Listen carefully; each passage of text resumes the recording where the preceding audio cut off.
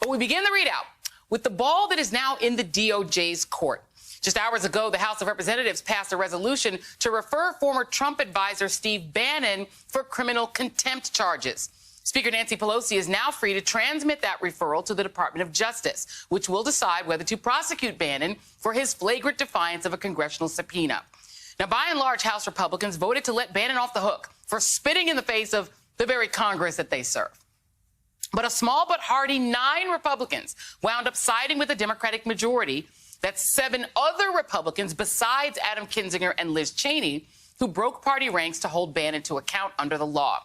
With that bipartisan support, the measure easily passed with 229 ayes and 202 Republican noes.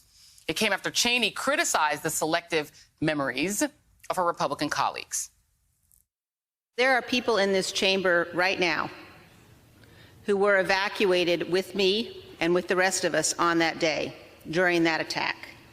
People who now seem to have forgotten the danger of the moment, the assault on the Constitution, the assault on our Congress. Democratic Congressman Jamie Raskin used his time on the floor to make clear that nobody gets a free pass after defying a lawful subpoena, stressing that the need for this investigation should be self-evident to every member of Congress.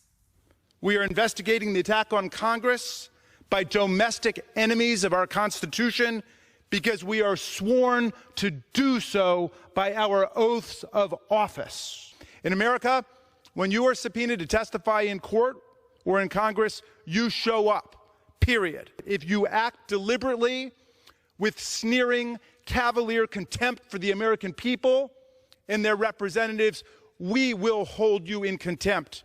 We will get to the truth of the violent assault on America.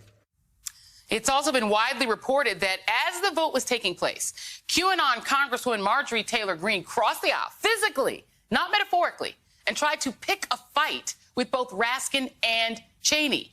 According to CNN, Liz Cheney responded to the non-legislating bully from Georgia by saying she was a joke and referred to a previous Margie comment about Jewish space lasers per a source familiar with the interaction.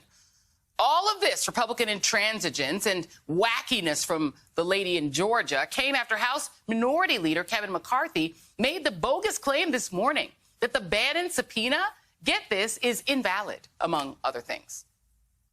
No, they're issuing an invalid subpoena. Issuing an invalid subpoena weakens our power, not if somebody votes against it. He has the right to go to the court to see if he has executive privilege or not. I don't know if he does or not, but neither does the committee. What the committee should do, one, allow the minority, like any time in the history, a point on there so they don't utilize it to target people. Today's vote leaves the Justice Department with a big decision to make. And for his part, Attorney General Merrick Garland is not showing his hand. In a hearing today, he gave no indication of whether the Justice Department would bring charges against Bannon, saying they will make a decision consistent with the principles of prosecution.